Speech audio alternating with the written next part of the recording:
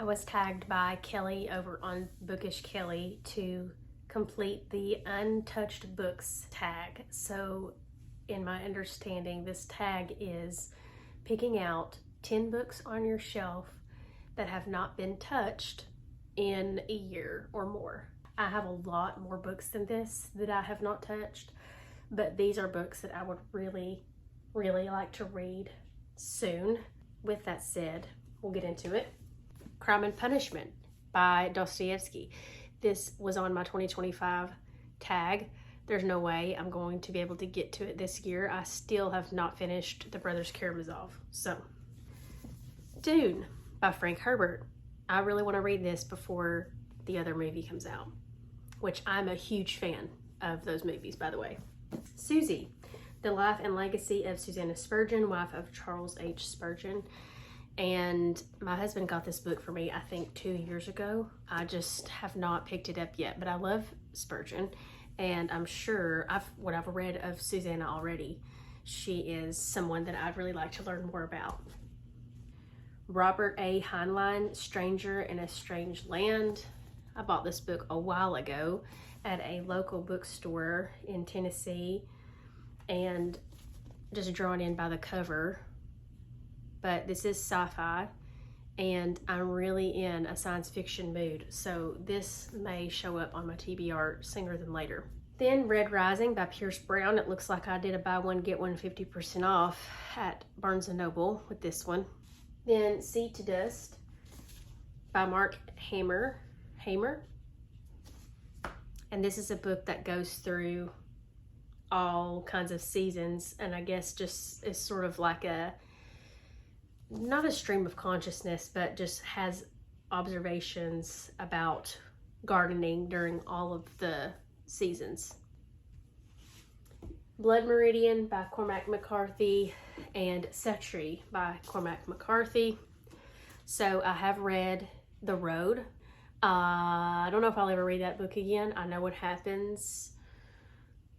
I don't know if I can say that I enjoyed it, in the sense that you would maybe typically enjoy a book, but I enjoyed aspects of it. It's a very dark read. It's probably one of the darkest reads that I've ever read, but I do think it's worthwhile. So I would like to read some of his other things. Then this has been sitting on my shelf, I think ever since it was published, Cloud Cuckoo Land by Anthony Doerr. And I think that I have had this when it came out in 2022. I thought it was a gorgeous book, and so I got it. And this is like the Barnes & Noble exclusive edition.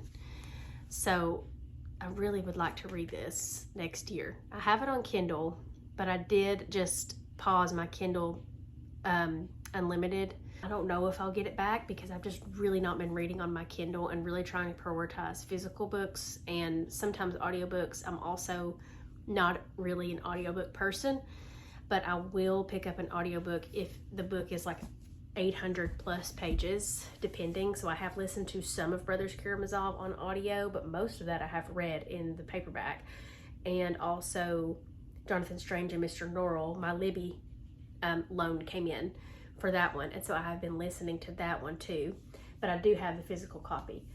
So those are some books that I have not touched that are still sitting on my shelves. There are many. Even in this frame that I see right now, I can still see many books that I have not yet touched.